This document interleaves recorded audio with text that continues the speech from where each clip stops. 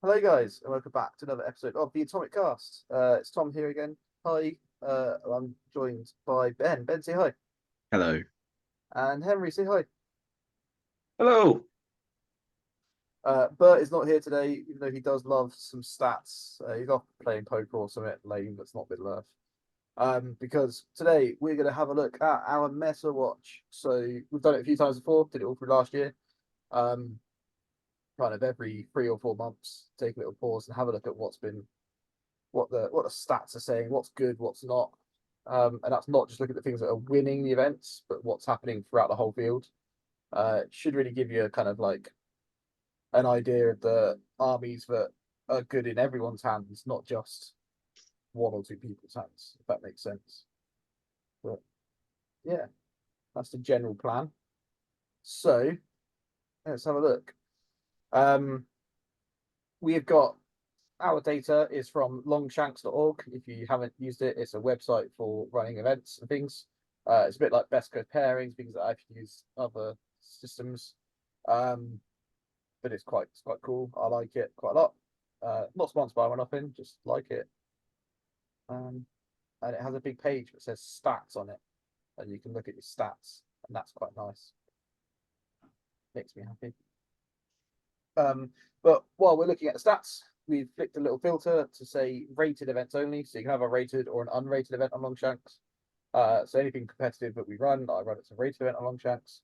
But if we're doing like the Monster Mash that we did, where it was a bit of a mess around, we made that an unrated event so it didn't affect people's like things. They could bring their silly lists and it didn't change the stats and stuff because not everyone likes this. People are proud of their stats sometimes.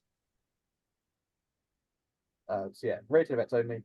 And then we're only looking at factions that have had more than 50 games played so far this calendar year.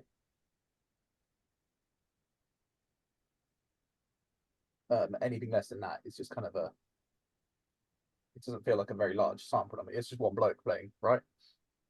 We need one person to just absolutely tank through with an underrepresented faction just to put them into the stats. Well, you know what we don't need?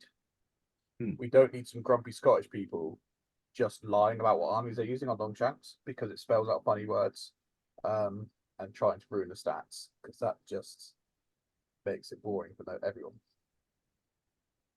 You pesky Scots. So there have been 82 events so far this year. So this is from January until now, which is the start of May. 82 events and 3,313 games played on Longshanks for MESBG. Longshanks also worldwide, which is quite fun. So there's a lot of like American and Canadian events now. There's even a few popping up in like Croatia and Europe and in general. So there's one in Ukraine the other day. I was like, oh, hey guys. At 400 points, go up 250 games. 500 points, 600 or so. 600 points, 500 or so. 700 points, 900 or so. And 800 points, 550. So you get a kind of like view of where these events are. They're peaking at 700 points, but it should give you like a rough idea of where these facts come from. There shouldn't be the things that are really good at low points. It should be the things that are better at that like 700 range. Hopefully, we'll see. And then this is just the scenarios that have been played. So you can see the ones that are coming up at a lot of events and the ones that people hate playing or hate being played at their events. So Command Battlefield, Contests, Destroy Supplies, Heirlooms, and Storm the Camp all pretty low. But Hold Ground, To the Death, Fog of War, Breakthrough are all pretty high. I'm sad capture and control is as low as it is because I think it's a Yeah, that's quite truly, truly wonderful scenario. Do you? Yeah, See, some people think it's a truly heinous scenario. because of the tagging of objectives. No, because the last I was about to say last like 10 times I played the scenario, but it's not because the last time I played the scenario was at Bristol and I didn't do it. But every other time, both armies basically just deploy on the line and you have Yeah, a scrap, and I get my back one, you get your back one, we have a scrap over these two, and someone managed to blag that third one. But I think there's a beautiful thing in if you can figure out how to win by not deploying on the line and catching your opponent off guard. Yeah, so that's what I did in Bristol. I thought I'd have a bit more fun with it, and I like pulled him down in some terrain at the bottom, and then ran off behind the train and went and tagged his. Yeah. And like shielded to delay the game a bit. Just generally like wanted to make it a bit more interesting. Destroy the supplies is low as well. I always think that's quite an enjoyable one. I like the Yeah, supplies. same here. Yeah. I assume this is where it's like there's been a couple of big events that have kind of pumped the numbers right up. Yeah. But yeah. I mean, I'm quite surprised by to the death being that high. Like that's I haven't come across it at all this year so far, but no, like you said, this is international, so Yeah. And a few places you can veto as well, which is quite fun. It always comes up with stats. It's also one where if you look at like if you're a TO and you like are looking at scenarios to be like, yeah, to the death, that'll do, throw it in. Whereas I am glad to see heirlooms is just dying at the bottom. no one wants to pay it. No it's as one simple wants as to. that. Yeah. Yeah, because we've actually had like we had 2 or 3 events that we ran on here as well. So that's these are our stats, baby. It's cool. Yeah. Right. So let's get to the nitty-gritty. Most played factions, picked out the kind of top 5 factions here. Just have a quick look at. They're sort of by the most games played. So since January, there's been 607 games played with Mordor. Of them, they have won 287, lost 287, and 33 draws for an exactly 50% win rates. Balance. Perfectly balanced. Love as it. all I love things it. should be. Ministerial was next, 524 games. Also, basically a 50% win rate. It's 50.0 something or other. My computer just rounds 50. I don't care. Rivendell had 488 so for a 49% win rate. So 488 games and a 49% win rate. Kingdom of Khazad-dûm, one we've been chatting at for a while about they make the dwarfs great again. 377 games and a 51% win rate. So this does really surprise me as a man who loves dwarves. I don't go to that as many events as other people, but any events I go to, anyone playing Khazad-dûm, just always you have my love and respect, but they always do absolutely awful at the event, and I certainly don't believe they have a 51% win rate. But I'm also impressed. Stats don't lie, mate. Yeah, the data is telling me. You're forgetting, Ben. We're forgetting about like how well they did in Canada recently and stuff like that. Like, true, there are some pretty spicier builds with them now, and I've got a lot of love and respect because I think a good majority of people who play Khazad-dûm do it because they love the look of the models and the feel of it, and I very much enjoy that. So keep plugging away, Khazad-dûm fans. You're doing good work. And then we've got the lovely Lothlorien, 367 games, 49% win rate. Just have a lovely time. One of the things I love about these 5 factions is they're all like they're pretty iconic, like in general. They're all classic factions that have been around from like really early on. Mordor, Minas Tirith, Rivendell, Khazad-dûm, and Loth. Like they're all things I remember having as a kid. Yeah. They're all armies that even if you have a main army you play with, you more than likely own at least one of these as well. Yeah. And then you've got Mordor and Minas Tirith for both in the starter boxes. Isengard is like next on the list, by the way. Okay. Yeah. And the other one's Rohan, but that's obviously like Riders of Fair, Riders of Aeon, Rohan, etc., etc. It's also not far off. I think they're both over 300. Off the top of my head. Because obviously the starter boxes are great. Rivendell has come out a lot because people are using Rivendell and Numenor as like an alliance to try and take on the whole Black Nun Serpent Horde thing that's been going on. Because you get strict 4 from the Black Numenorians, from the real Numenorians, and the Courage. and the fight value. So it's quite a nice little counter to it. But yeah. And they're all, I know Rivendell is in the Hobbit book, but they're all pretty much Lord of the Rings armies as well. That's because the Lord of the Rings OG armies are the best. Let's be honest. Not the best, the coolest. The Hobbit armies may well be the best. That's why these are all 50% ish. But yeah. But what we're doing here, essentially, is if you haven't been here before, Games Workshop on their Warhammer community put out an article every few months called the METAWATCH. So this is from their 40k METAWATCH, but from like November because I couldn't find a more recent one. And what they do is when they're balancing 40k, they aim to have all of their factions between a 55% win rate and a 45% win rate. And if they've got it there, they refer to it as like the Goldilocks zone or something, where they're trying to make all of their factions in that zone. They think then the game is perfectly balanced. So you've got, they've highlighted Eldar red and Dark Eldar red because they're baddies and they're outside of it. So you need to give a little buff to them and a little nerf to them and tweak it around a bit and see what happens. So that's what we're hoping to see when we flick this over to the Middle Earth graph. Do you think we're going to see that? No. No. The other interesting thing, because this happens in 40k as well, and I think you do see it quite a lot in Middle Earth, is while the faction is heavily played, for some factions there is only one viable build that can achieve competitive level. So like you very rarely see Rohan with like just Riders of Rohan. It'll be the Legendary Legion because that is the better way of running it. Aomer, for example, in Rohan is a bit of a slept on model. It doesn't get used an awful lot. Because people just, the newer models that they came out with, they're more points efficient for a lot of people's minions. So, yeah, you don't see an awful lot. When was the last time you saw a feral Urukai? Nice models though. Nice models.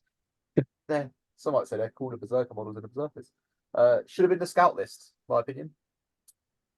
Yeah, but would need to be aggressively pointed because it would otherwise you're in a position where it's like, well, why bother taking this where I can just take more scouts? But yeah, so that's what we're aiming for. Ben, on the spot, who's going to be the highest ranked faction on our list? Arnor, maybe Dragon Emperor. Henry?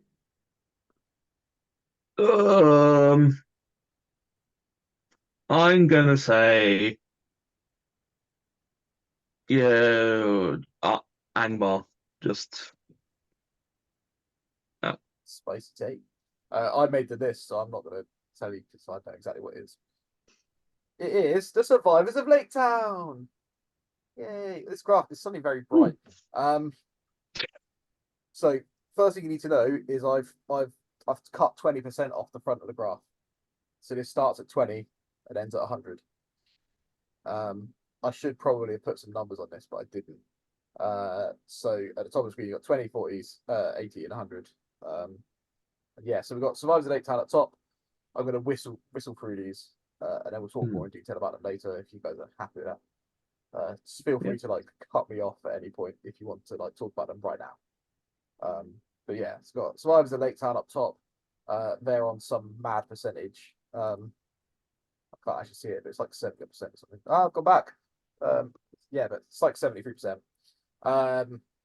Dragon Emperor, right up there. Good job, Ben. This is on 60 something. Misty Mountains, right up there on like a 60% win rate. Fairly confident that's allied with stuff. Erebor Reclaimed, also probably mostly allied. Army of Lake Town, up nice and high. That was fairly expected, I think. The Fiefdoms, courtesy of Harry Parkhill. Shout out to your epic boys. Pits of Doggledore, Dark Denizens of Mirkwood, Azog's Hunters, Farharad, all pretty high up. They're into the Serpent Horde, Depths of Moria, so your Balrog Legion. That's a surprising one. Not expecting that to be up there. Assault on the Florian, Canned, Corsairs, Azog's Legion, Foreign's Company. Yeah, didn't. Probably a lot of Ally. allies. Yeah, be allied in. Yeah, There was me probably a Yeah. lot of thinking. allies There was in me Lake Town. thinking. Oh, pure Thorin's company. Fair play to whoever's plugging that for a high win rate. Goblin Town are like we're now getting to ones that are like pretty close to 50%, I think.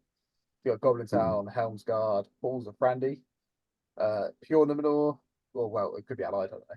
Numenor, Khazad-dûm, yes, they're at 50%, right? So Khazad-dûm, Minas Tirith, Angmar down at 50% ish, Henry. Yeah. Mordor, Isengard, the Beornings, all down at 50%.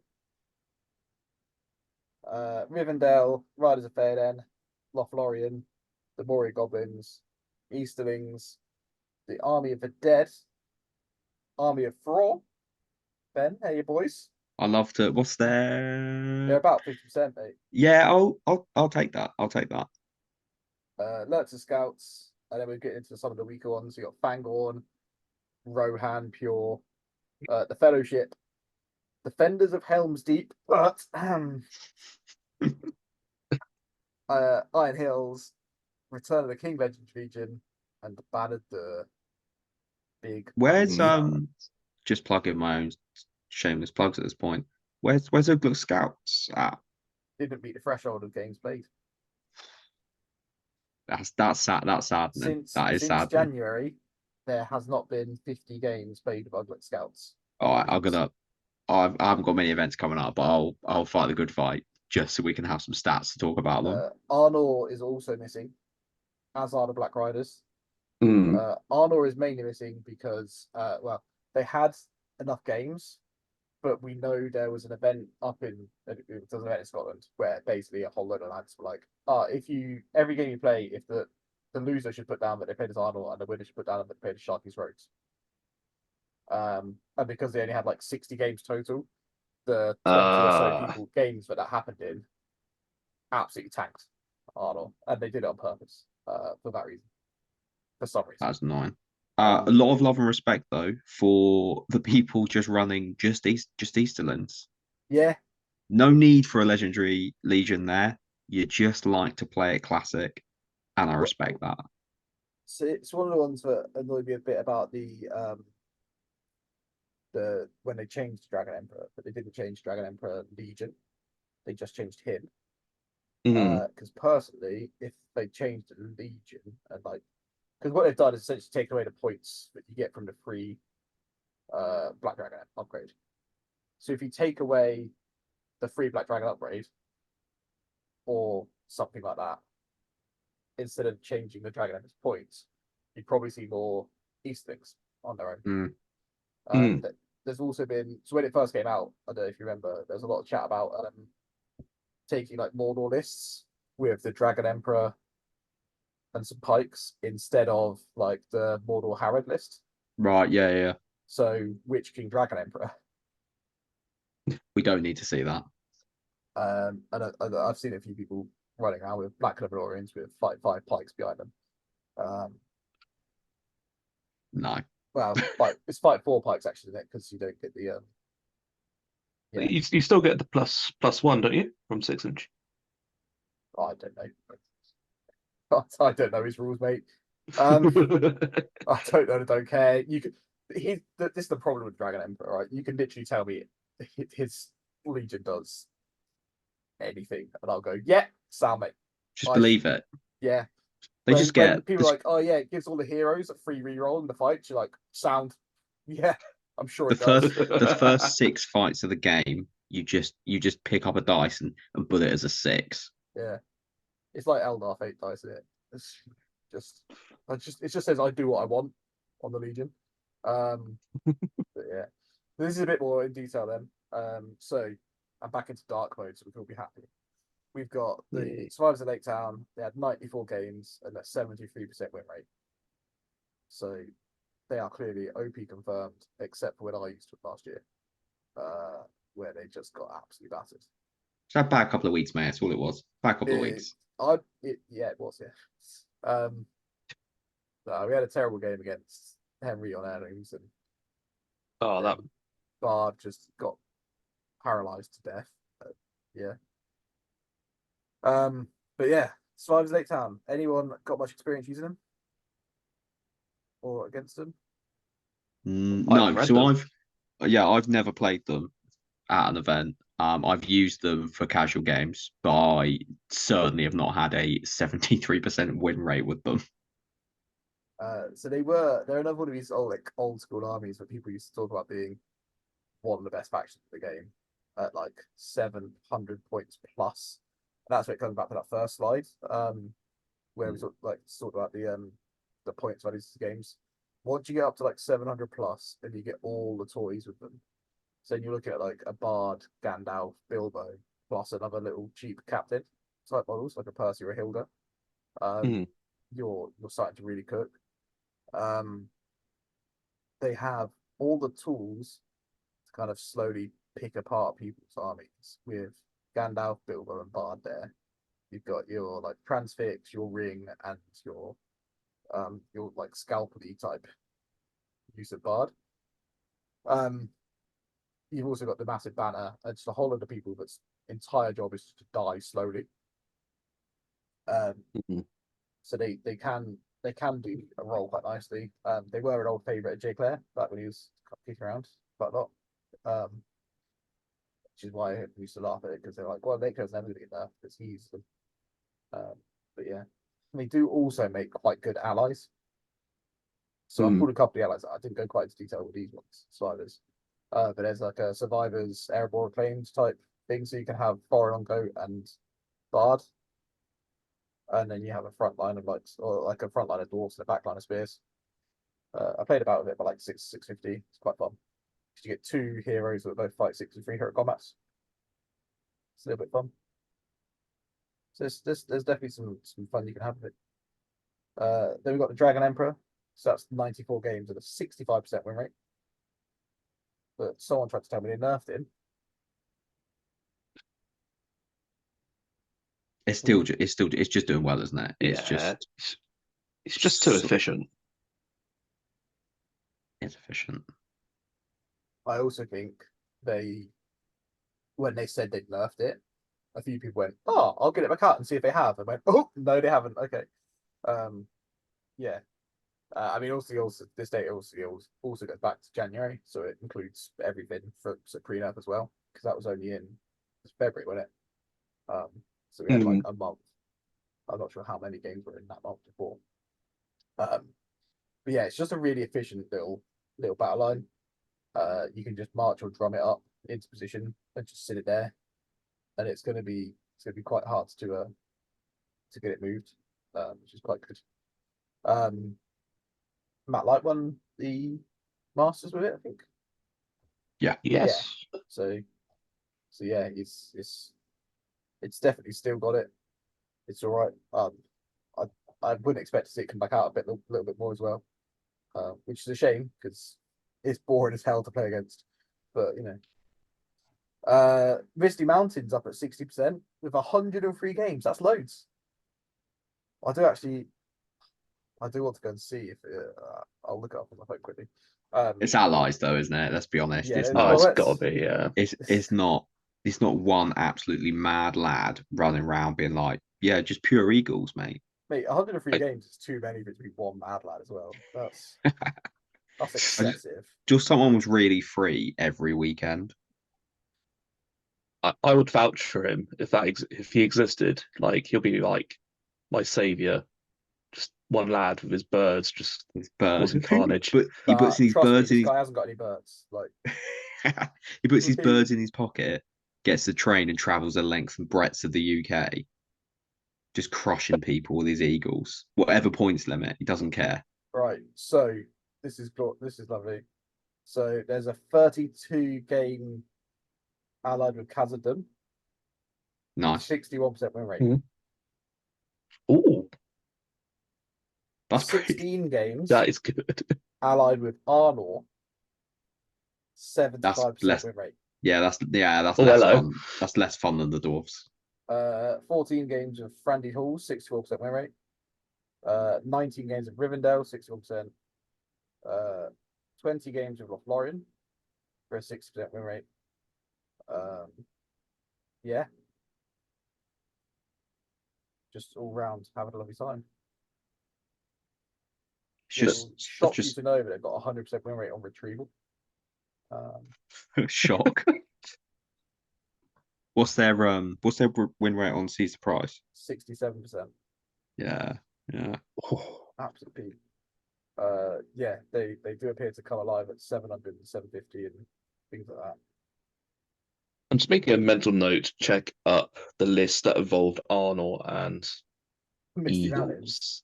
Eagles. Yeah. There was one I swear there was one weird soup list which had Arnor, Khazad-dûm, and Misty Mountains at one point. Something silly like that. But I respect that. I like that. yeah, that's a fun one. I like that. There was a guy.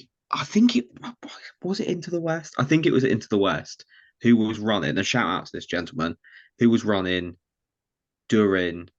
No, he had Khazad-dûm, but just a load of Khazad Guard, Gwahir, and then a dwarf ballista. He had basically no models, but it looked like he was like, I have got the things that I have enjoyed painting, and I'm going to put this on the board. I've gone down to the arable claims stats. Sorry, I've kind of moved on a little bit while you're chatting. No, just because I was doing my research, right? So we've got arable claimed on 162 games with a 59% win rate. So they're absolutely smashing things. Survivors of Lake Town allies though, 28 games, 84% win rate. That's all we're saying about the foreign on go. What's his name? Bard. What I'd be interested in knowing is it just throwing on a go and then all the survivor stuff, or are they taking other dwarf heroes like Dwalin and Iron Hills dwarves alongside them or not? So when I've taken it as just foreign on go and a front line of dwarves essentially. Yeah. Like a full band of dwarves. And then Bard, a load of spear survivors, and then a cheap hero and a load more survivors. Just max out the warbands. But that doesn't mean I'm any good with it. So we'll see. They've also got 19 games, 71% win rate with Iron Hills. And 30 games allied with Friendly Halls. But only 55% win rate with them. That's the Iron Hills part is interesting. That's for Dane and Foreign together. Which is a nasty combo. I'm just looking at them. That was an old Lee one that used to do quite a bit. Because Iron Hills and Arable Reclaimed are yellow allies. Yeah, but it gets you Dane. But Dane's and Arable Reclaimed anyway.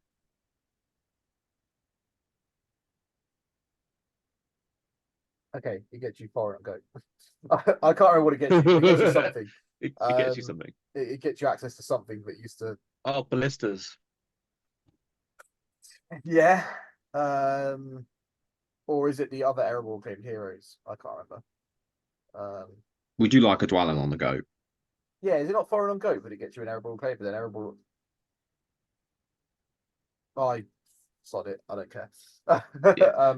Yeah, it gets you something. Because they used to take it quite a bit. There was something you couldn't get between those two factions. I don't have my book. They're all at the shop. Hang on. But yeah, there is something that you cannot get in one of those two factions, but you can get in the other. And I cannot remember what it is. You have a look for us.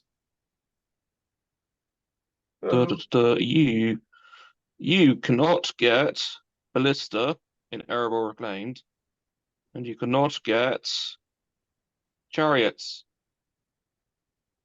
Is that it? Yeah. Okay. Interesting.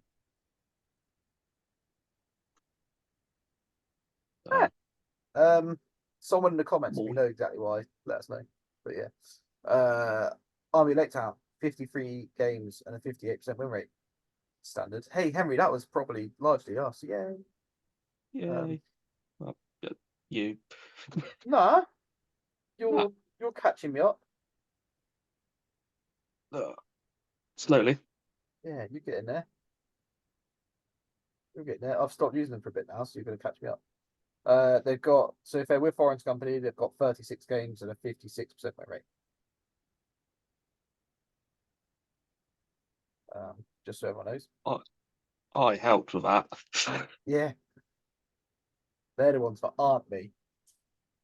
Which is why 56% You gotta love. is lower than 58%. You gotta love a little Bomber or Bilbo or Little cheeky Bilbo, just- yeah. I respect the hustle. who was it? Someone was like running. I think shout out to Richard Spencer. He was like running Feely or Keely. I can't remember which one it was. Yeah, he had one. And yeah, and that was like doing work. Yeah. Lake Town. We know what makes Lake Town good. They've had the little slap on the wrist. People have just stopped putting foreign on goat in them and started putting. You have to work slightly hard now. I think basically, when you had foreign on goat, you just had this massive like swinging fist to like throw at people, whereas now you've got to use like cute little tools like Bilbo, Bomber, maybe Dwellin from Foreign Company. You know, like the little tech pieces rather than just a big bludgeon of foreign, which is what used to get variable claimed quite a lot. And then the Galadriel, Gwai soups, which is probably the bigger issue to be fair. But yeah, they're still good. I love them pure at 600. They're just stupid good. Like, cause that's when you get like everything you could possibly desire. That's Bard, his kids, Alfred, Braga, Captain, Master, all with war bands basically. It's just a silly amount of blokes. Nice big banner. Life is good. Oh yeah, so like on this so far, we've had Survivors of Lake Town with a 12-inch banner, Post Dragon Emperor with a 12-inch banner, Misty Mountains, which is all allies anyway. Erebor Acclaimed with what 6-inch banner? Yeah. On Matey Boy? Yeah, Foreign's 6-inch and Ben, you probably know more about this. The Dane? Is Thorin Dane? 6? I thought he's. They've got Dubekar instead, isn't it? Yeah, I'm pretty sure he is a 3-inch banner to the trip. Dubekar Oh, is 6 inches. 6 inches, but it doesn't affect the Iron Hills dwarves you basically take with it. It only affects the heroes.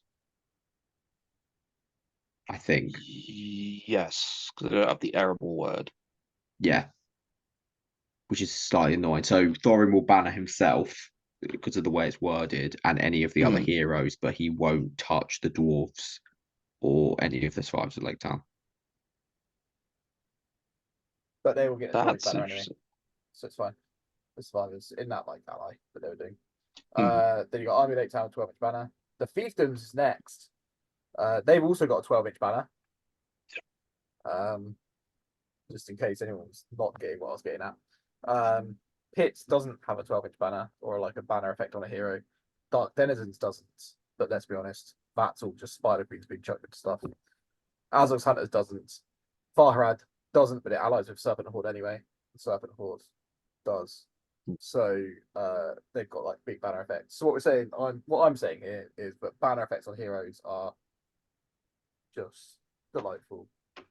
And that's what you should aspire to be in life. Where's the army thrall with their 6-inch banner? They're down like 50% there. I know. They're back in jail. Oh yeah, Fiefdoms making a resurgence. Proper old school army. I love my Fiefdoms. Yeah, one of the ones like I always have a really good time with them, and I don't know why I don't get about more. I do. It's because I put them all on resin bases, but I didn't pin them properly. And every game I play them with, like 1 or 2 more break on space, then it's a pain in the ass. And it's one of my biggest wargaming regrets. There you go. So 197 games and a 58% win rate. They also played 76 games allied with Ministeria for a 55% win rate. just so you know. I genuinely, and I love that I can say that, I think a large part of this is due to Harry on the Emboot, who's been taking them a lot to events recently and just making like reminding people that fiefdoms are cool. He's also been doing quite well with them, so really reminding people that fiefdoms are cool. They're just. Have I played you guys with my fiefdoms? No, I Yes. only ever played against fiefdoms once. And what did you make of them? The gentleman playing them was not the most versed in the game, so I don't think it was a good representation of what they were capable of doing. But they looked very cool on the board. Henry? So I've played them like out in the wild and against yourself. The times I've played them out in the wild, Imrahil is used like a fine scalpel, just popping in when he needs to, but like just being in the right position at the same time for getting the banner and then like obviously the +1 fight value. Then other times I've just seen him just like mad ladding around the back of me and going, okay, cool, he's over there now. Let's just sort out of here. It's a very bubbly list, if that makes sense. Yeah. Just like these little things. It's often talked about as being like the legend region before legend regions exist. Because each little hero has its own little bubble that kind of affects the different things. So they all do their own thing on their own. So if anyone's unfamiliar, you've got Prince Imrahil, who is a 12-inch banner. He's also like a Numenorian man, so he's fight 6. No, yeah, 5 or 6. Is he fight 6? Is he a king Imrahil. Chad? Yeah. Imrahil, he's fight 6. Yeah, I was gonna say he's fight 6, isn't he? Yeah, he's fight 6. Yeah. Fight 6 on his horse of lance. We've got like freeze in all the right places. They're just generally having a lovely time. Then you've got Fall on the Fat, who's one of our top boys, he's fat, so he's good at the game. He's got an extra wound because he's a large lad, and an extra strength. So he's a strength 5 hero on a horse with a lance. He gives all the boys around him within 6 inches reroll 1s to it. And he has a warhorn, doesn't he? And he has a warhorn just inherently, yeah. Then you've got Angmor the Fearless. Guess what he does? He has a 6-inch Fearless bubble. He's probably the one you see the least. And then you've got Dwin here, who is your archer boy. So he gives the archers, Blackroot Vale. They have a thing where, so I can't remember which way around it is, but one of them, I think it's he gives them, they can re-roll 1s to hit if they're within 6 inches of him. And then they have on their profile, if they're benefiting from a heroic shoot called by anyone, they get to re-roll all failed wounds as well. So they're rangers, so strength 2 bows, but hit on freeze. But they can hit on freeze, re-rolling 1s, and then re-roll all of their failed wounds if they're benefiting from a heroic shoot. So they can be just insanely good. Sometimes they struggle, but yeah, they can just be some of the deadliest archers in the game if they get clear lines of shooting on you. Like I've had them rinsing a betrayer-led warband powered stuff, just absolutely cooking them before. They are delightful. But yeah, so like all of it normally only affects the things that are relevant to it. So the Forlorn normally only affects Axemen, Angmor normally only affects Clansmen, but then when you put them in, like the army bonus gives them, so it affects everyone. And Imrahil makes anything with the Don Amroth keyword within 3 inches of him +1 fight. So you get fight 5 pikes, which is quite nice. So that's my long-winded explanation. They also have access to the captain, which you never see because the captain model is like 100 quid. I'm staring at one right now. But they are glorious, and if they're within 3 inches of Imrahil, they're fight 6 captains with awesome lance. and then the only thing with like any kind of marchy stuff in the list. Hmm. So I think if you were to have a weakness of fiefdoms, it's march and it's their lack of, they're not very mobile, and they're surprisingly low on might because all their heroes are kind of up on horses and want to be charging a lot. They use a lot of might to get through their moves, and who in here eats might to do his heroic shoots. But there's my long-winded explanation of fiefdoms. It's a doggle door. Like- 72 games, 58% win rate. Yeah. Azog. Do you, yeah, basically, do you like Azog? Yes. Do you like going first every so often? Yeah, this is for you. It's probably the best. Like, would you like to play with a massive hero? Here you go. Have fun. Legendary Legion. Yeah. If used really well. So again, if anyone doesn't know, you get he gets resistant to magic to everything in the list. And it's Azog, Hunter Orcs, none of the named Hunter Orc captains, like Azog, Gundabad captains, stuff basically, and Hunter Orc captains. And the Keeper of Dungeons. It's not very good. Hunter Orcs and Gundabads. And you just kind of throw them around and have a lovely time. You can't take the bats in this list, but you can take puppies. Yes. Yes, you can. Yes, you can But take no feral orcs. mercs. No mercs. No mercs. So dogs, yes. Bats, no. Goblins, no. But you can have a lovely time. And then you get like a once per game. I'm taking priority, and you can't call heroic moves to represent his kind of like surprise attack on Gandalf. If used really, really well, this list is like phenomenal. If used really, really well. If used averagely, it's still pretty solid. But like if you can use it really, really well and time that ambush like to perfection, it's incredible. You also get free hero combats from Azog. Completely forgot that. Yeah, 6 points of might and 3 heroic combats. Yeah, but only D5. So Only device. So it's susceptible to shooting. Your numbers are also semi low, and your hunter orcs do die very, very quickly. So if Azog doesn't do enough, and you aren't well versed in how to use hunter orcs, things will go wrong incredibly quickly. You're also not going to. You're very unlikely as well to take bows on your hunter orcs because they don't get the bonus. They're only hitting on 5s. they're only hitting on 5s, and you can only have your 33% like normal. Whereas Hunter Yeah. Orcs. Yeah. So you're just not seeing it played in the same way that you see Hunter Orcs played. Yeah, I think it's very much the optimal number of bows is 0. And then the lads are just trying to just die slowly because Azog can cook. Like, just let him go. Yeah.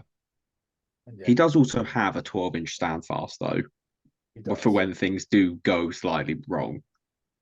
Oh yeah. And I love that they go to magic to try and like really like. Sure, he's only defense 5, but he's got resistance to magic as well now. So he's we've really tried to help the boy out. So it'll be okay. You're also forgetting. Well, I've got. I was gonna say one of the best parts of the list, Frame the Broken, is available on the list as well. That's a good joke. Go on, talk to us about Frame the Broken, Henry. Oh, he's just a lovely little lad for 10 points. That sometimes, more than likely, he goes a bit mad and doesn't do what you want him to. But for that time when you roll a double or something, he becomes a mini cave troll. For the time that he's nowhere near combat, but sure. Yeah. He's really funny though, but just leaving the little 10-point dude on the objective somewhere, just having a nice time. But yeah, the lad is mental. He's not good. But if you've got 10 points lying around, he's sometimes better than lad. Sometimes. Yeah. Love a bit of Frame. He's when you see him in a pits list, you go, I see you're a true connoisseur of the game. That's a man who knows what he's doing. Dark Denizens of Mirkwood. I need to get my phone back out. I need to see how many of this is actual. How many of this is actual Dark Denizens of Mirkwood. Oh, man, my phone just buzzed and told me I need to reply to you.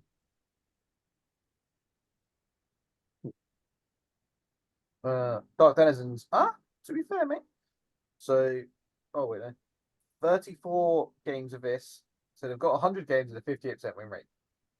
34 games of that are allied with Moria for a 62% win rate. Mm. That was a thing people used to do a little while ago, before Assault on Lorien happened, where they would use Druzag and Ashrak and do heinous things to the Spider Queen.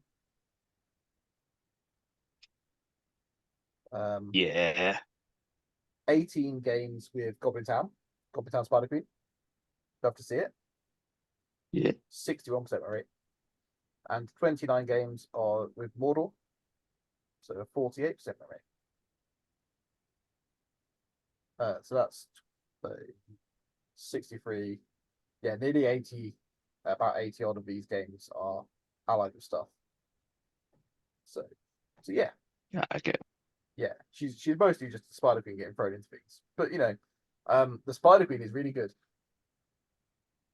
Like really, really good. We love the Spider Queen, but only if you use properly, and you kind of have to get used to using her. Like, she's not the kind of thing that you can just throw into a list and instantly be good. As our boy Jordan has been finding out, just suddenly decided you want to use the Spider Queen for fun isn't going to go well immediately. She does die to a stiff breeze, bless her. But she can absolutely tear your back door open. Yeah. You've used her a fair bit now, haven't you, haven't you? Yeah, that was like my path of discovery for last year of Goblin Town and Dark Denizens. It was like learning to write again almost. Like you don't just smash her in, you just have to just guide her in somewhere and then eventually goes to town or like line her up properly and stuff like that. It was just a lovely self-discovery journey, I guess. Yeah, just easing around. Azog's Hunters, Ben's Boys, 180 games. It's a lot of games for a 57% win rate. How do you feel about that? Just very versatile at different points levels. To be honest with you, enjoyable. I enjoy playing them. I've never actually tried Pits of Dumbledore because I don't own an Azog, but I think Pits is slightly better at. Pits is good at low points still, just because people can't deal with Azog. But I am a very big fan of the 3 named and then just spamming lads all the way up to about 600 points. Yeah, it does. I do think it tails right off once you get above there. I have used it once at 750 with just spamming like I don't know what it was, like 57 Hunter Orcs odd. And it was enjoyable. I couldn't kill anything big and scary, but I did shred everything else around the big scary. And sometimes that's enough to win games. I love that in all of those 180 games, it's played one game of Airman's Ages Past. Did it win it? Did it win it? No. Ah. You've got a banner, mate. What do you expect? Yeah, true. Yeah, it's just a lot of dudes basically, and the three ideas you end up with like 9 might, a bajillion bows. Yeah. All hit on 4s, which is quite nice. You've got the Marzog Bowboy, who you can sit at the back and be a little pew pew. If you need him to be. So he's like a fairly safe leader. Chuck a Warhorn in there, and they just don't run him. Yeah, and you stick a couple of Felwogs in for mission play. You're doing well, and then as you gradually increase, you ally in Goblin Mercenaries for even more mission play. But they're one of those armies that once you know how to use Hunter Orcs, and once you know how to not fight people in a traditional "here's my shield line versus your shield line" fight, you'll just do really, really well.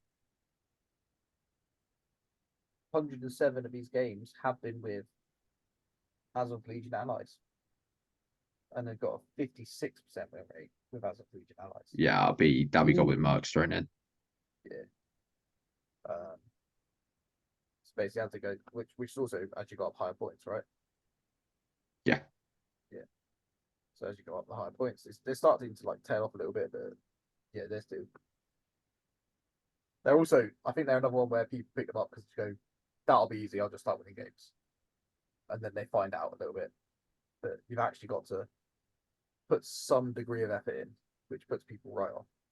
Yeah, it is a fair bit of practice because if you just expect that your strength 4 2 attack lads could just run into stuff and just win, you will be sorely mistaken, especially when you run into armies that have a hard fight value and any form of banner bubble, especially a 6-inch banner bubble.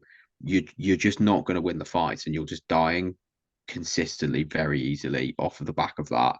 You need to figure out how to actually play games to avoid that.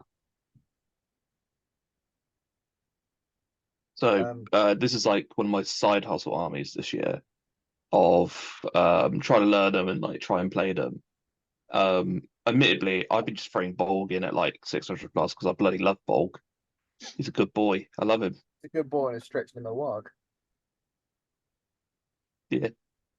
He's having a lovely time. Yeah. Um, The Warg don't stay long though, but he has a good time. the wog, the wog's one of those ones that as soon as you put it on the table, it was like, I'm gonna kill that dog. Yeah. Let me kill that dog. I would say if you take the hunters, the 3 named heroes, and just lads, it is a good army to teach you how to just win games using troops and not relying on heroes to do the heavy lifting for you. Because if Thimble and Yazneg, if they can kill, I don't know, 4 things between them or each a game, I'd say it's a massive success for them. Most of the time, you're winning your games because you did very well with the troops and your troop placement was better than your opponents.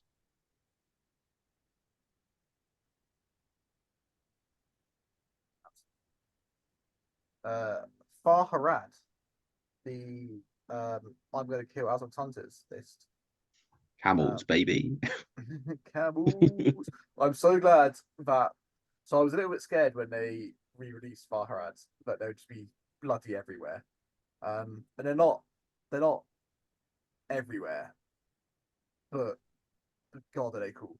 I love them. So there's 148 games of Farharad for a 56% win rate.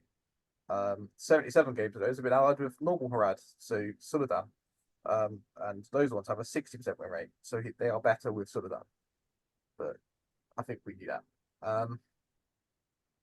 So camels are they're one of my OG armies. I do love my boys. They're great as all mounters. The infantry, people often overlook the infantry stylings of Mahud. This strength 4 and a bajillion blowpipes, and that's really fun. And I've instantly gone to like Harad and Farharad as being Suladan, but the betrayer bit of spice with the blowpipes is a little bit. Yeah, so those sweet delicious poison blowpipes. I have also ran it as like all mounted Harad and Mahud together for serpent riders and things. You get like the poison war spears and the strength 4 camels and just yeah, just a little bit of everything. Having a lovely time. It's been a good crack. They are really fun to use. Now that you can pick them up fairly like cheaper than you could before, they are a good time. There's a really fun build that gets thrown around sometimes, which is a couple of Mahud Kings and an absolute bajillion half trolls, which is really fun. Like really fun. Because people look at it and go, it's really low models, but then you got to remember they're all like 2 wounds, 2 attacks. Like they could absolutely put the hammer down on stuff.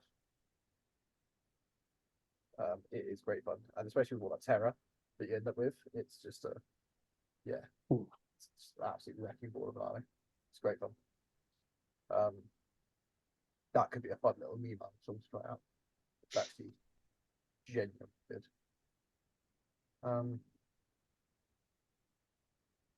But yeah. And then the Serpent Horde, which is we think we've all played against it plenty of times now. 283 games with Serpent Horde. 124 of those have been allied with Mordor. So on their own, they've got a 56% win rate, and with Mordor, they've also got a 56% win rate. So that's nice. Yeah, they're real good. Henry, have you had the experience of meeting some Harrod on the table? Oh yes. How did it go for you? Oh, not very well. Yeah, it was basically look, because of recon against again, shout out Dewey Evans.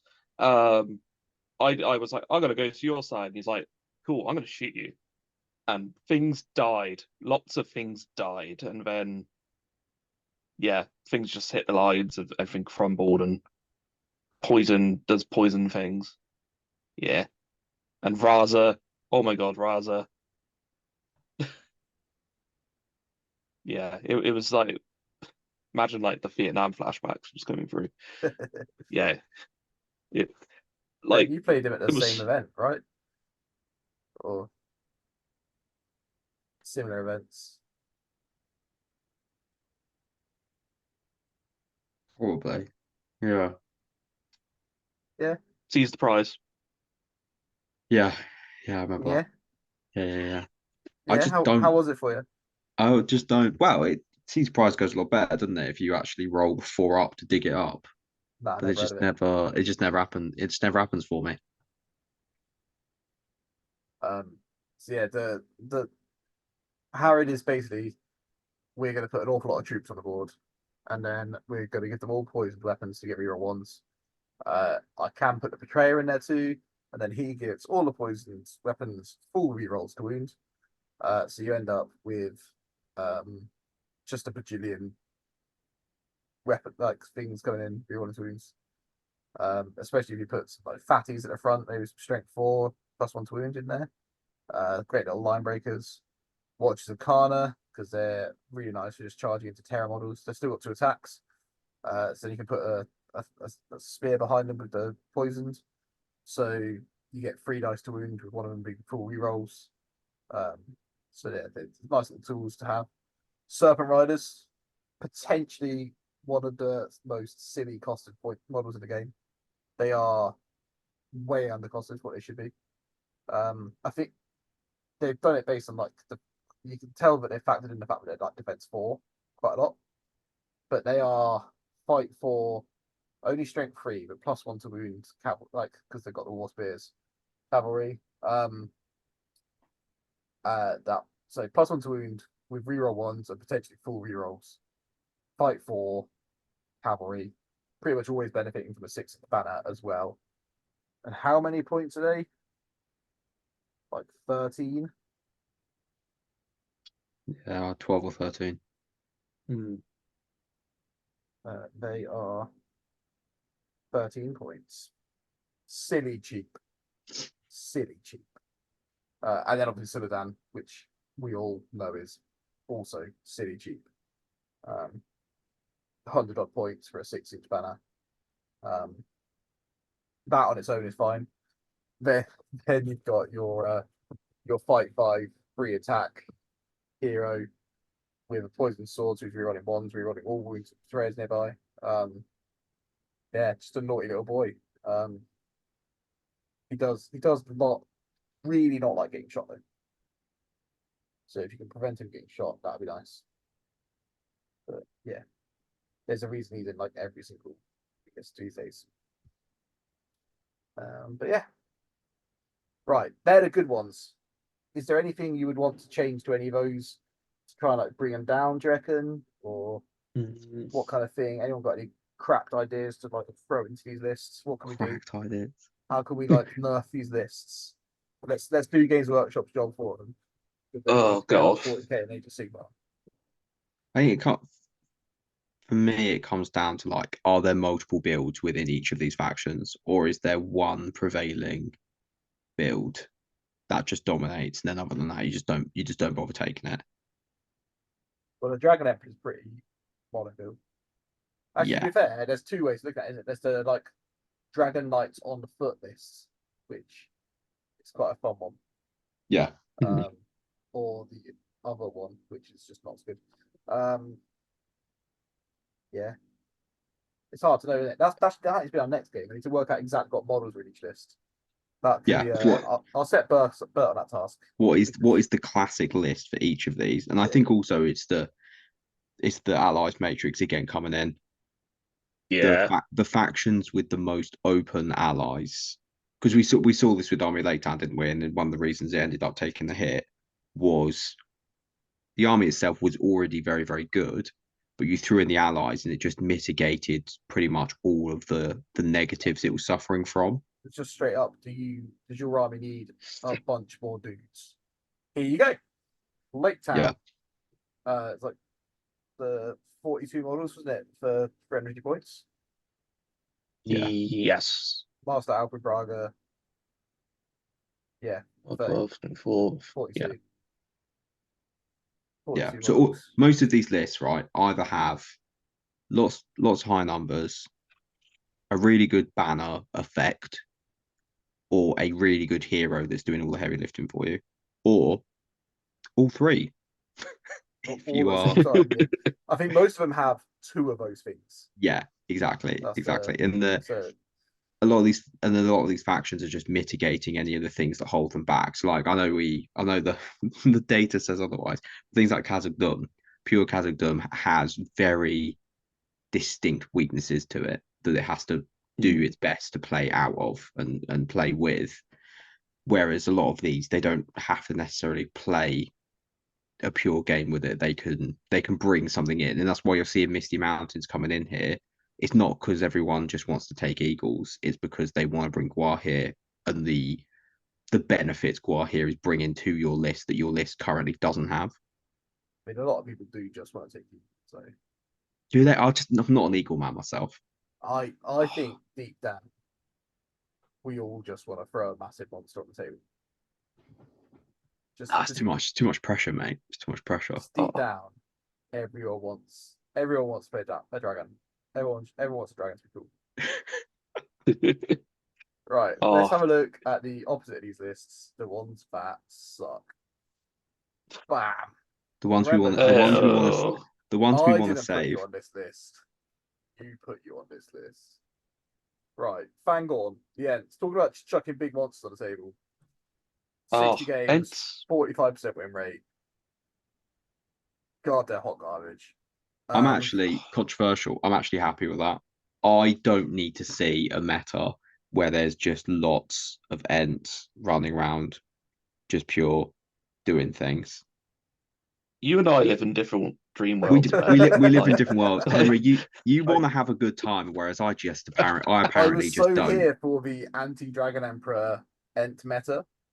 That came out with the latest FAQ in February, where they were like, yes. So he just destroys the plank pin instantly by picking it up and smashing stuff around with it. Just instant dismounts the Dragon Emperor. It's great. I think they're a beautiful hobby project, and I think they're a wonderful like stat check skew list in any tournament. But I don't want them to become a large percentage of the field. Yeah, I am the same. I would like them to be good enough that they're not completely ridiculous. So like this, 45%, beautiful. They are good enough to take. If you want to take them and have a nice time, you'll win a couple of games, you'll be all right. Are you going to win anything with them? Probably not. They just yeah. I would really like it if they gave something to monsters that made monsters good at holding objectives. Yeah. Personally. Yes. Something like they did in Age of Sigmar, where they made them count for like their wounds or something. Yeah, so suddenly you've got Treebeard actually counts as the equivalent of 5 or 10 models if within 3 of an objective. Yeah. Yeah, it just means it's they can good. actually compete on those scenarios. And the wonderful other thing is, anytime I've seen anyone run an Ent, the Ent has been either a converted model, which is stunning, or it's been one of the legit models. And again, it's just been a stunning piece that someone has spent a lot of time on, as opposed to this is a tech piece that I've just bought and I've undercoated it brown, and here we are. I've got I did get them, painted them up, had a lovely time with them. I was using them as like my ringer army from a few tournaments, and they are fun, but they are also just not good. And if you're listening Yeah. to this and you think, no, I'm really good with my ents, prove it. I'd love to see it. Keep plugging away, I'm honestly. slowing the gauntlet down right now. You, when we come back here in a few months' time, I want to see ents right up there. You make ents great again. Rohan, 304 games with Rohan, 44% win rate. Is this is just pure non-legendary Legion Rohan? This is Rohan. Vanilla, right? And I think that's the reason, isn't it? It's a starter army. A lot of people get it at the start because they like it. They go to their first tournament with their vanilla Rohan, and they see the guy across the other table from them running Riders of Thed, and then they go, "Oh, he's winning a lot of games there," and it's still Rohan, but it's a lot better than my Rohan. Yeah. So, some other little fun bits in here, because I agree entirely with you, and I've been at events and played someone like round one who's using it as Rohan, and I've gone, here's this book, take a picture of that page, make it that when you get home with Riders of Thed. Because like this is, you're running Riders of Thed, just not as a Legion, so you're literally just hampering yourself. Lothlorien, allied with Rohan, 46 games, 51% win rate. But is that just the Theodred build? So I don't know what you mean by the favorite build. So you're essentially taking the Loth line, potentially some Helmingers at the front. The Grimbold build, yes. Yeah. Sorry, and then you also chuck Theodred in there because Galadriel. You've got Galadriel, but you throw Theodred in there with like 2 mounted Royal Guard just to absolutely shred through things. You don't really mind if he goes a bit mental and dies. Yeah, it's a good build. Yeah. So that was for a while really good and one of the top lists kicking around for a bit. The Helmingus, that's what I was going to come to. Yeah, Grimbold, Helmingus, give them axes so they can piercing strike. You end up with a strength 5 front line with my Florian behind it. Nice little sweet little army. Yeah, and it also was stunning. You've also got 69 games, nice, with Minas Tirith. That's only got a 43% win rate. Sad. Because I love that build as well. I've had a great time with it. Just sprinkling a few like again Theoden and a sprinkling of Royal Guard or Theodred just for a bit of hammer into the into the Ministry really gives it something that's lacking, which is that just big bit of punch. So it's a bit of a shame to sit so low down. I have also seen it run with fiefdoms a few times, which is quite fun. That's cool. Just to add the cavalry element, because naturally you gravitate towards the Knights of Glamoroth in the fiefdoms list, but they are 20 points a model. So by the time you've got like 5 of them, you can actually get Theoden and start chucking in Royal Guard instead. And as a package, it comes out quite nice, and they're 5/5, so that's great. They're 5/5 inherently without needing to be like within 3 inches. Well, not inherently, but without it to be 3 inches from Imperial. Because you can only really get, if you're really careful, you can get 4 within 3 inches of Imperial. Yeah. So yeah, Rohan on their own. Yeah, I think they just struggle for being a kind of a. If you see Vanilla Rohan, you kind of assume it's a newer player. I think. Yeah. So yeah, Fellowship, 88 whole games. So if you're not 600 is the optimal points. It's like that's the breaking of the Fellowship. Oh, sorry. Fellowship. Oh, well, that's answered the question then, hasn't it, really? That's answered the question. Because if you're not taking break into the Fellowship at 600 points, what are you doing with all of this lot? Well, none of this is real Fellowship. It's all allied in. Yeah. So yeah. 10 games with Halls of Frandy, 70% win rate. So that is basically throwing Leggy in. Yeah. Or something to do with that. You've got Rohan, which is a fun one to throw in like an Aragorn or something into there, or Boromir. 67% win rate if you throw a big Fellowship here into your Rohan boys. Fellowship and Loth, 31 games. 48% win rate though. And then Rivendell, which is the Rivendell Knights build, has only got a 36% win rate, which is a bit interesting to me. I think it takes skill to use. It looks cool, and I think people think it's just a click and go army, isn't it? Like, I've got all my bits, I've got a lot of bows and lances, and I'll just charge in and it'll go really, really well for me. But if you don't know what you're doing around the mission and you do just click and go and think you're just going to arrogantly win, you probably won't. Yeah. It is definitely a skill magnifier. But yes, I would have still put it higher, but yeah. Your boy Bert and his defenders are Helm's Deep. Although not all 93 games of these are his, so it's all right. Down there at 41% win rate. It's way better than that. I don't think it's that bad money. I do think it's a one that people do sometimes because it's cool rather than to optimize it. I think it's a fairly punchy army, to be fair. Yeah.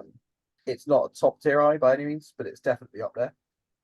It's very good into defense 5 and below. I think once you start going into defense 6, and especially if someone can spam defense 6, it struggles to get through. Yeah. And like that's when you start having your whole front line. Like, this is what I mean. Like on its own as a vanilla list, or like as a basic face value list, it's not got the tools to deal with that. But then when you go up into like a more optimized build and you give the front line warriors around all axes, which they can have their profile as base, but you start messing around with like, right, everyone's gonna have axes, so we're all gonna pierce and strike.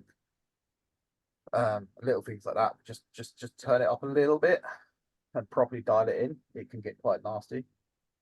And then like, just the throwing weapon spam and stuff.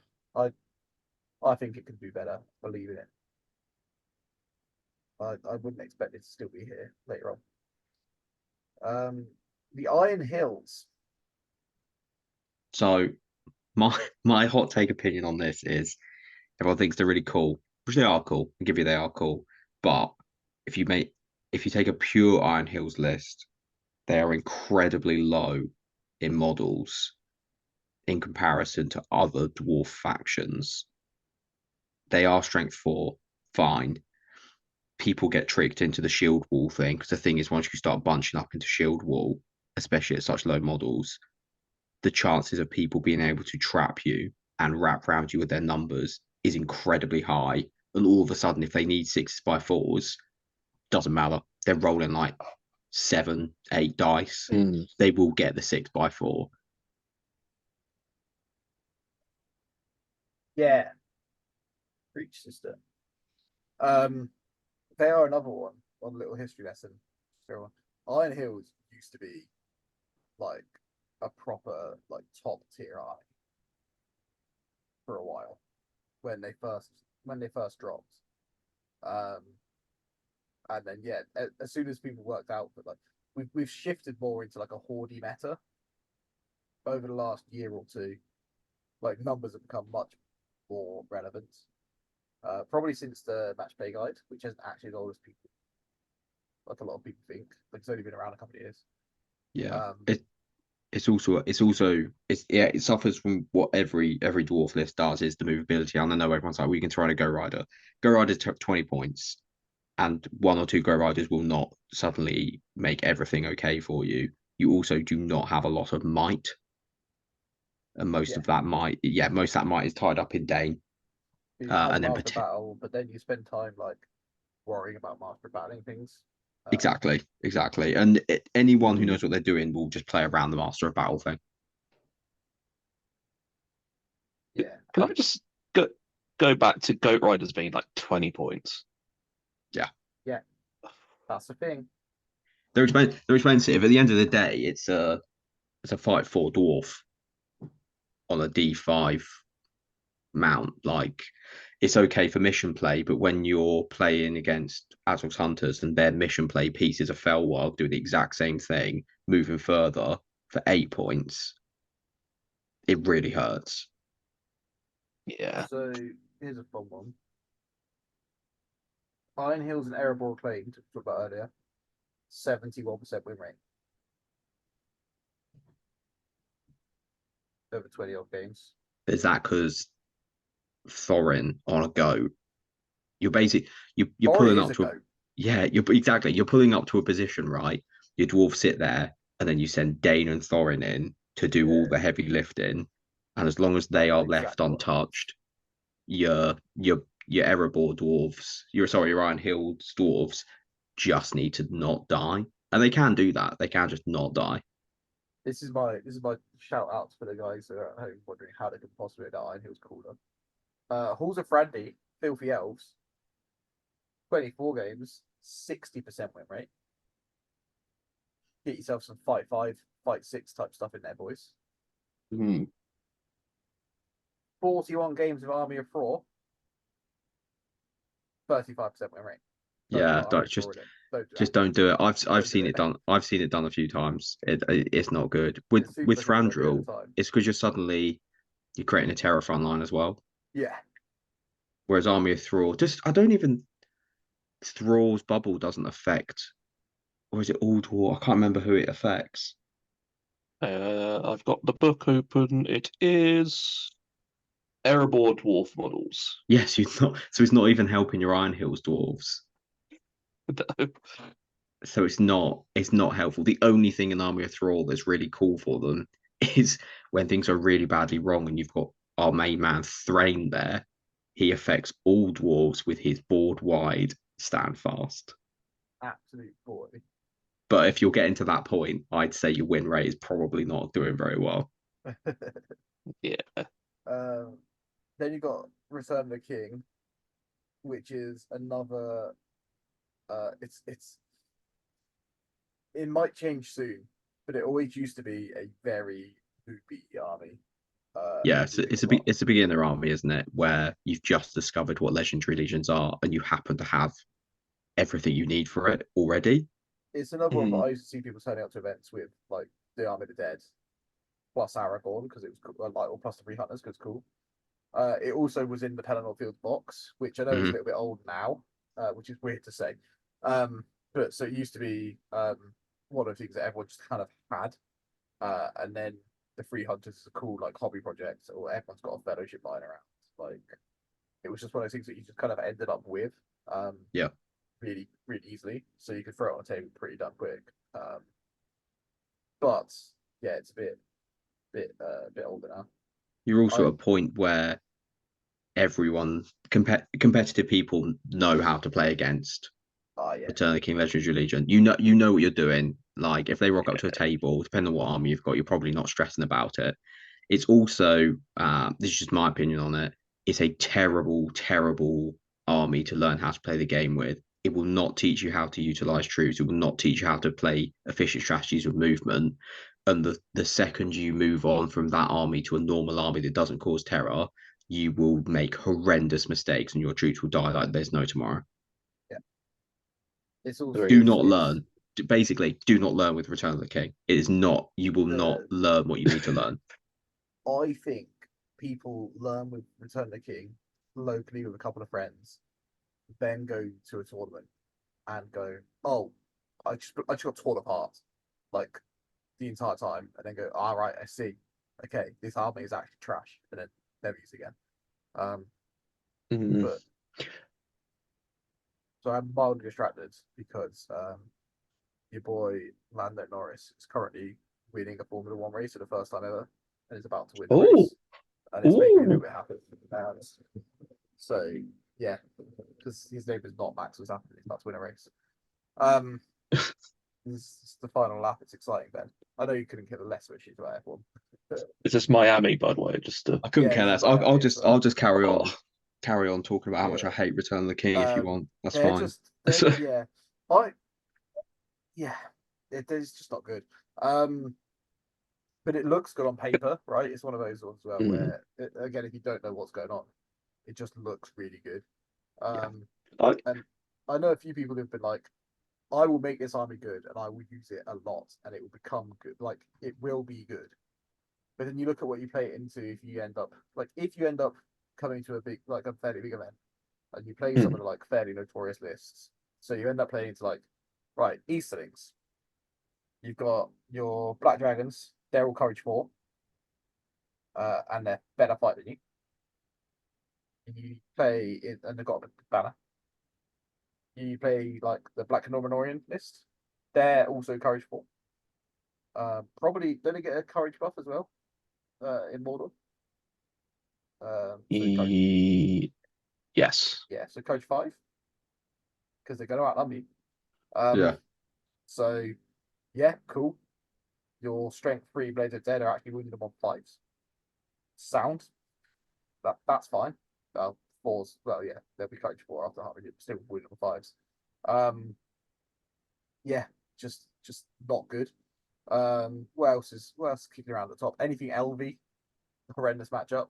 Yeah, but even the low courage things, even let's say not optimal Azog's hunters list without a warhorn. Okay, so your your hunter orcs are now courage 1. So your army of the dead are killing them on 3s. Okay, fine, but you've still got to march your way across the board into probably upwards of 20 bows who will only be shooting at Aragorn because he's defense 5, aiming to basically take away your banner. And even then, when you do get into combat, you will probably you're gonna have to line it up pretty well, and it will be a case of, okay, if you beat the orc in the fight, fine, you'll kill it. But if you lose, there is a strong chance that with the 2 attacks that orc will likely be able to kill your army of the dead, and the hunter orcs are more than happy to take a number of attacks, a number of losses before for each one of your army of the dead that goes down. Even and then on mission play, they can just move block you. They can move block you, send their warg to do what they need to do, and then they'll just die at the point they want to die. That's one of it. It's what the Army of the Dead are one of those ones where I look at the fight value of them, for example. Go, why are they fight free?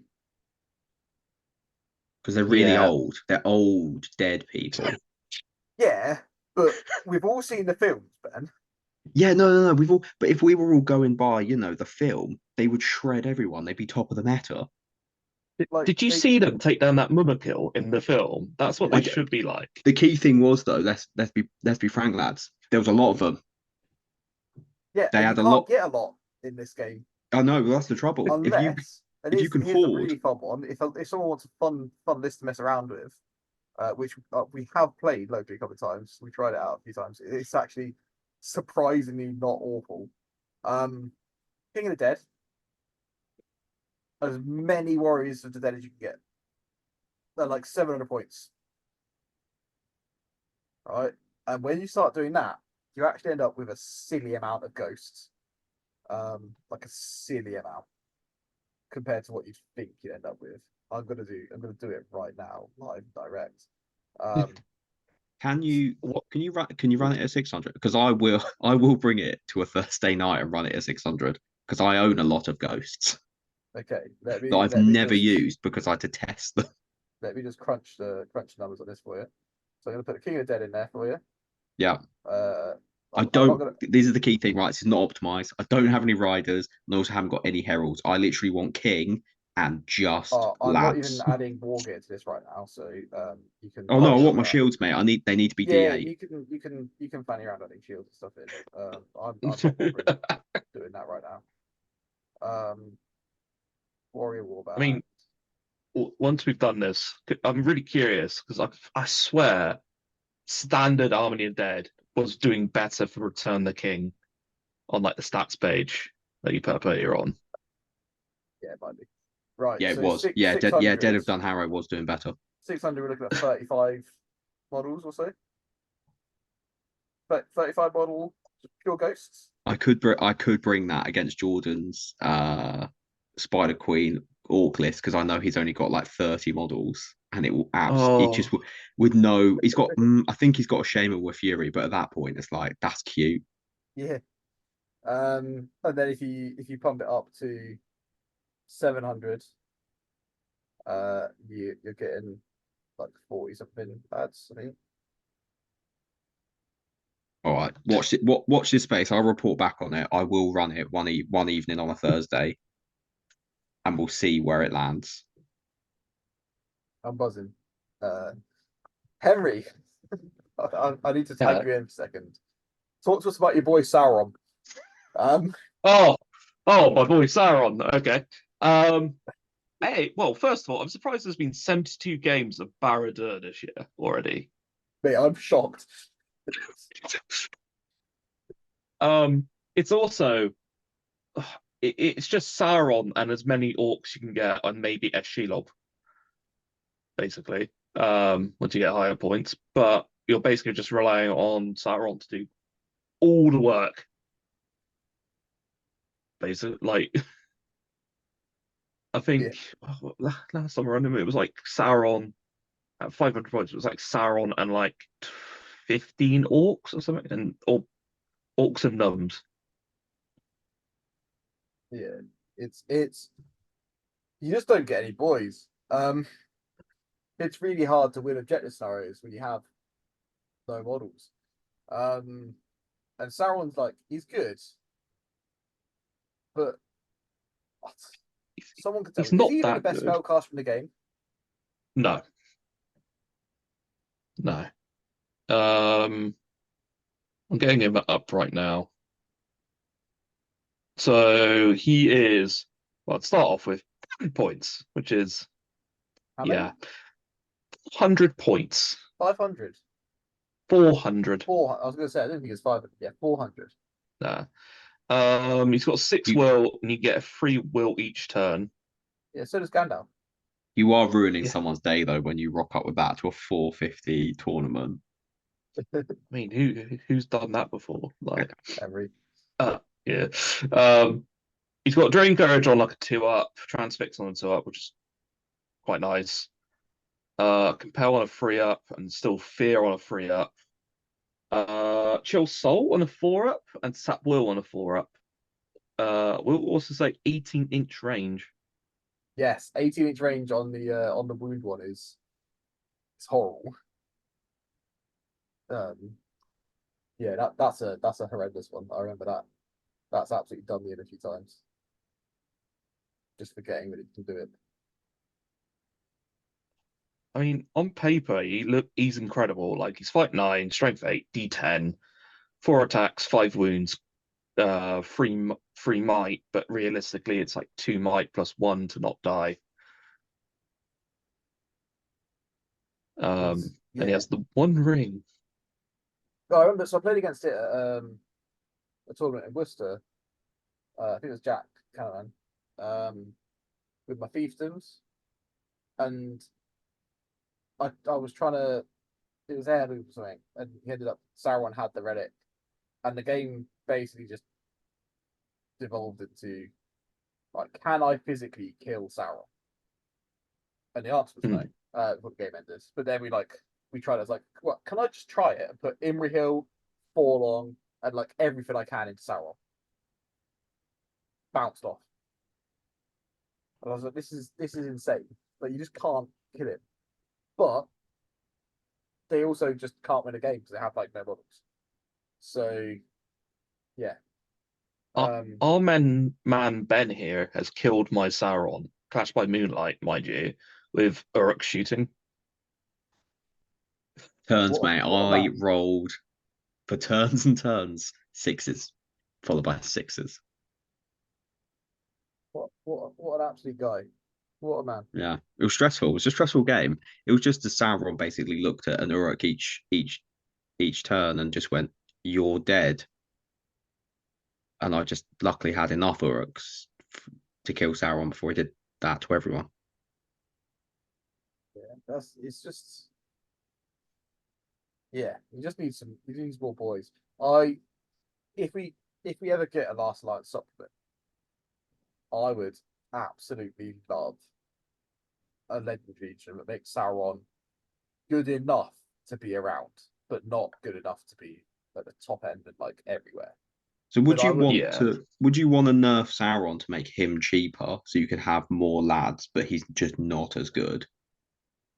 no, So you so you want you want him at the current profile, but you want to be able to bring more boys. I want him to have bigger warband space.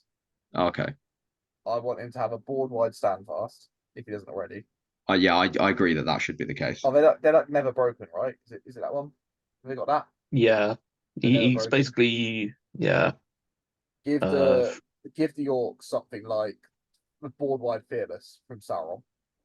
Yeah, because let's be frank, right? There is nothing on that board that the Orcs are more scared of than Sauron. Yeah, give him board wide fearless. Uh, give Sauron like an extra, like double his warband space. Like there Yeah. should be no. I don't want to see a single other hero in this list. he does in the Barad army rule, apart from like not breaking, his warband size gets 24. Oh, you get 6 more. That's cute, mate. I want bigger. I want more.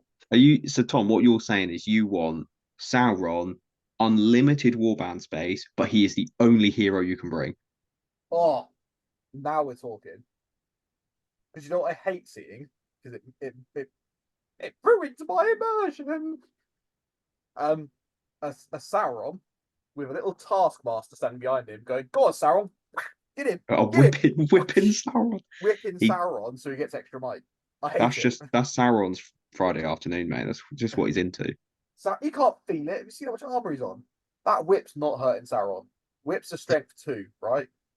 Maybe strength 1. The trouble is Like, though, if you have Sauron with unlimited warband space, no other heroes and just him and lads, you've basically created a horde meta with the most ultimate bloody like hero just to smash everything in sight. yeah. And also, yeah, if they don't break it, if they don't break as well, just get Henry, get your Sauron out. We'll do 750 points, but we'll say that Sauron has unlimited warband space, but you can only bring him and just fight 3 orcs, and then I reckon Sauron would win most games. Yeah, it would just it will right. get there. So Sauron and 24 boys is 550. Yeah. Right.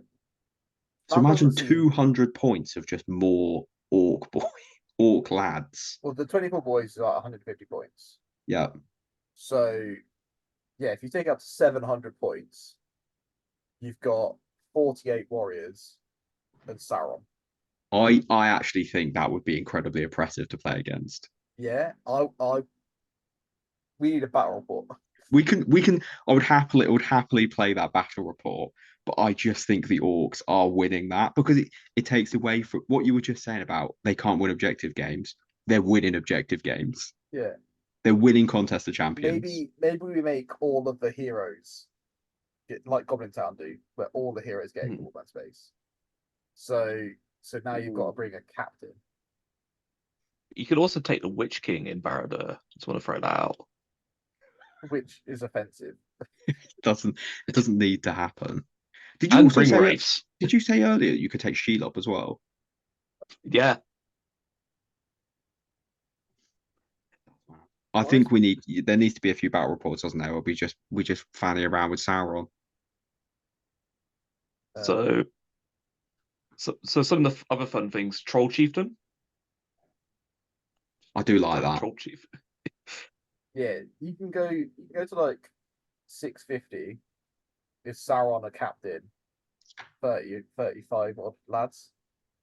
Okay, that doesn't feel at 650. It doesn't feel as bad. So at like what was it, 600 points we had earlier? Army of the Dead had 35 models. Yeah, that'd be a fun one. Would that be a fun one, or is Sauron just absolutely smashing through? Yeah, but the 35 ghosts into your 35 orcs.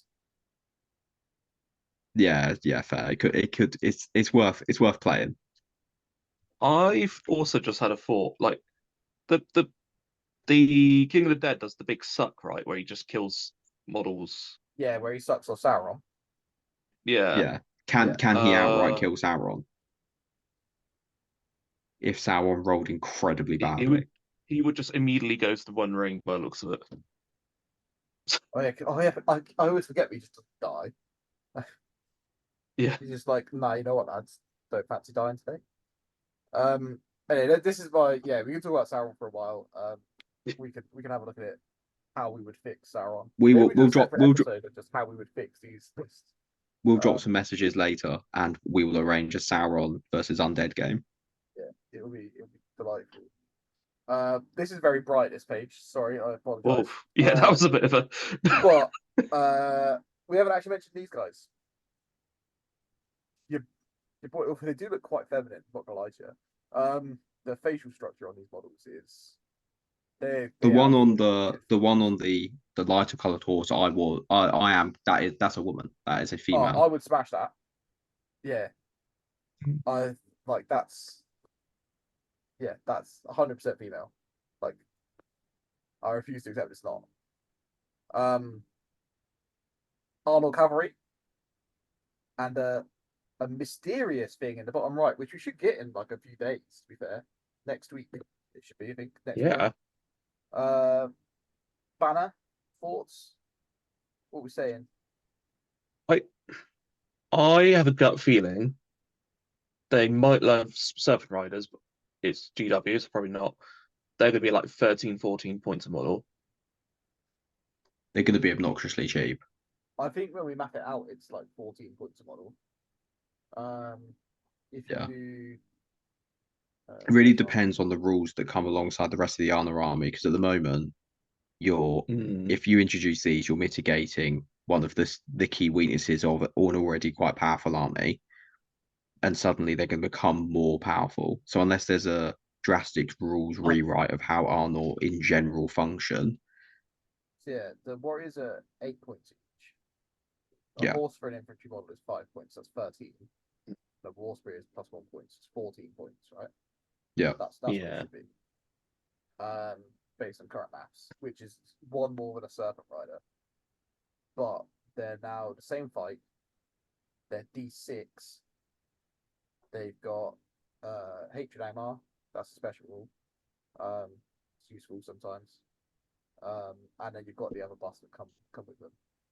But yeah, they're going to be silly good. It's just giving Arnor mission play, because unless you are, and a lot of respect to you, doing an army of just these and being like, I'm playing mounted Arnor, big respect for that. You're gonna take 2 to 3 of these tops in your list just for mission play. And again, it comes back to our Iron Heels Goat Rider. They're taking their 20-point goat and doing less than these guys. If they're about 14 points, so 2 of them is 28 and 3 warriors is 24. So yeah, I think I'll have to fiddle with the maths a bit. 4 of them is 40. What should we struggle with maths? What do we need Bert's good at maths? 56, which is 5. 6-ish. Yeah. It's like a 2 to 3-ish trade. Which isn't pushing Arnor below that like pseudo horde threshold. Yeah, no, I think it's gonna be silly good. Thoughts on this like banner thing in the bottom right? It's clearly Arnor. Anyone who said it's anything other than Arnor is wrong. Because it's unless I'm wrong. But it's the same logo. It's the same motif as is on the shield. Like they're side by side, they're the same thing. It's controversial opinion. It's a hobbit holding it. It's what we all want to see, is those hobbit allies that turned up. Oh, like a hobbit chieftain or something. Yeah, hobbit chieftain. It's not going to be. It's definitely not going to be that. But it'll be beautiful. My one to really crack this army even more is a captain mounted with a lance. With a lance. 5. It's unneeded. It's unneeded. It's so unnecessary, but how good would it be? Thing is, like, Can you imagine a horrible world where they're suddenly like you can have mounted captains with a lance, you can have all these mounted Arnor troops as well. Oh, also, by the way, Malbeth, yeah, you can have a horse now. Oh, and also the 5 up Feel No Pain works on horses as well. It's just unkillable Well, cavalry. it would because they've got the Arnor keyword because they're Oh my, cavalry. yeah, busted, absolutely Yeah, busted. But those imagine, horses will have a 5 up pay. but instead of Malbeth, sorry, being on a horse, he is on a chariot.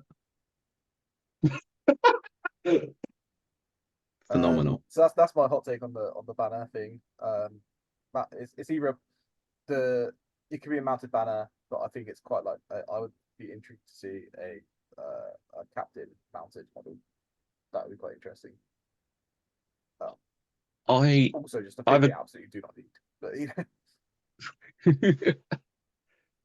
a I want to see like some sort of not royal guard, but like guardish of the king, if that makes sense. Just Like some, these just some, like something with bodyguard in it. It looks cool with fancy armor.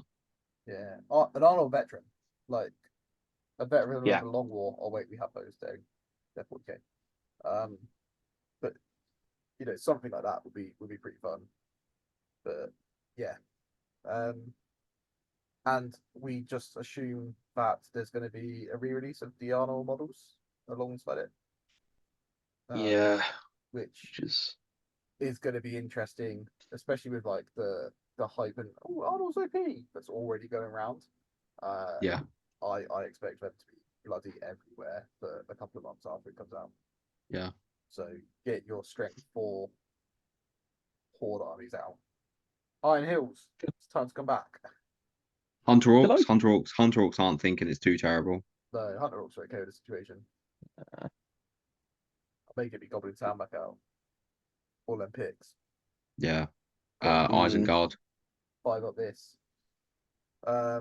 And then our final one that I've struck up here, as we always do on these things, is the current GBHL standings from a variety of categories.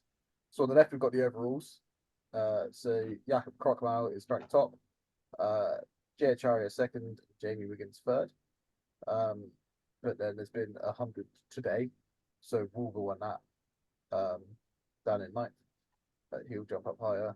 Adam Sirens came second. Wiggins did come third as well, so might be solidifying that top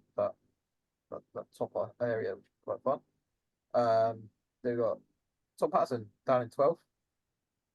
That's me. Bye. Henry, you're 19th now. Yeah. We're really close on points, and it's a massive difference in like position. Yeah, there's quite a space now, which is like last time I looked, it was like we were like right next to each other, and now it's like Yeah, there's a lot of people slipping into that 420 zone. Which is what's that? What's 420? I can't. Oh, why am I trying to do maths today? 240. Yes, 480 is like 680s. So yeah, 420 is like 580s or five good scores basically. And then Chris is down at 30th. Ben, you've dropped off top 30. What's going on? I know. I haven't been to an event in quite a while. I'm just having a look. I'm 36. Oh, okay, you're not far off. I'm not too far off, but it's been quite a while since I've been to an event, and I actually haven't got too many coming up. So I might have to make full 6, are you? I'll have to make a winter comeback, I reckon. Yeah. Fair enough. Team wise, is it cut off on your screen? It's cut off on my screen. That's number 1. level 76. Is it 7C? Nice. Yeah. 7C up, then Golems, then Guardians from Distant Land, then Guardians, then Any Heroics. Then the Fellowship of the Ring Road, the London Boys, Team Atomic in 7th, Men the Best, Goldbox the Great Bears, and Legend Division. Best newcomer, your boy Jordan, down in 8th. I'm pointing on the screen. We're gonna get him. We're gonna get him hard. He's good. He's gonna finish higher than that with the determination amongst the group. We will get him higher than 8th. I'm hoping he makes a little comeback. He was up at top for like a little while, and he was showing his mum, sharing it around, had it framed on his wall. He loves it. I think considering the score of the gentleman in first, we're not going to get him there, but we can definitely get him further up the name. Yeah, yeah, I believe in us. I've got him. I've carried him to one. But yeah, it's your boy's turn soon. And then best painted. We got two on there. We got Chris Bunce, the mighty. Well, should be Chris Bunce's daughter, really, shouldn't it? Let's be real. And then Aaron in seventh as well. So we got two atomic reps up there. It's nicely done. We can game and hobby. Yeah, we do it all, mate. First top. We are the Arnor at this point. You know what we're not on? Not the most sporting ones though. No, we do need to be better people. Yeah, Yeah. Yeah. But we are nice people. We're just not the nicest of people. I won't pay and take you out for dinner, but I will be nice to you while we play. Yeah, we've probably got a couple out there, but I didn't even look. Team scores looking strong though. Good 7-7-8 off of our 10 scores. That's a solid crap, lads. Yeah, and I think there's quite a few of the group going to various different tournaments over the next couple of months as well. Yeah, we've got another Bristol one. We've got another Darkfire one. And there's one in. There's your one in Swindon. Yeah, my one is Swindon at the end of the month. Henry's one in Swindon next month. Yeah. So yeah, it's going to be busy. It's going to be good. Dewey's 100. Dewey's 100 exists. Yeah, in Chippenham. Yeah, so basically, yeah, we should be doing all right. Got faith in us, boys. Yeah, there is, I believe. There's no more slides. We've made it. It's the end. We've discussed the state of the meta. Well, we're going to create our own meta of ghosts and Saurons. Yeah. So we will report back as to which of those We're throwing lists the gauntlet down, boys. Make truly Sauron is OP. great again. Let's and go. if anyone out there can make Fangorn great, you will personally have accolades from us. Yeah, don't know what it is. I'll send you a stick in the post. But Yeah. We'll you know what? We will plant a tree for you. I will. We will. We will go outside the shop. Yeah. We'll plant a tree and pop a plaque with your name on it if you can get that percentage up. Also, these are Forge World models, but if they do re-release some lovely like models from Games Workshop, feel free to pre-order them from our website at atomiccars.co.uk. It would be a great place to help support us in our lovely mission. There'll also be a supplement book. Definitely buy that there. And the lovely Arnold dice, which you'll also be able to buy there. Shameless plug. That'd be so lovely.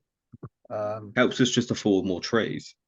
Well, yeah, for the shop in it, boys. The amount of scenery I can put. Think of how much scenery we can buy for the gang. Oh, More trees.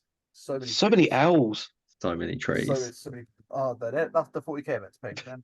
Stupid bloody elves. I hate them so much. Right. It's quite like now. Thanks for sticking around with us, guys. We'll hopefully get some more stuff soon.